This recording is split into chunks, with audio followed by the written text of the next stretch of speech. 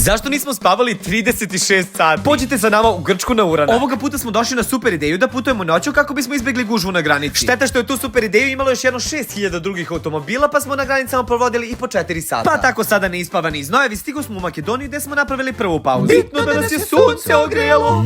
Sladoled za doručak. Nakon što je Banković održao predavanje silnom o ovim kikicama, kako se održavaju, kako se peru, kako se šta, krenuli smo dalje. Ja stvarno ne znam odakle nama je dalje energije, jer pre puta niko nije spavao, već smo se nakon svih obaveza samo sastali, seli u auto i pošli. Ali nećemo sad o tome, jer smo nakon 70 sati puta konačno stigli u Paraliju na Flex. Sastali smo se sa cool ljudima iz organizacije, nakon čega smo se uputili prema sobama. Ovdje je sada već sigurno prošlo jedno 20 i nešto sati od kada sam posljednji put spavao, ali koga briga, ide brzinski room tour. Ćao Jano. Toalet ste već videli, tu su i 2 kreveta, nakon čega ću vas odvesti i do ogledala, gde ću vam naravno baciti jedan maleni dance. Op.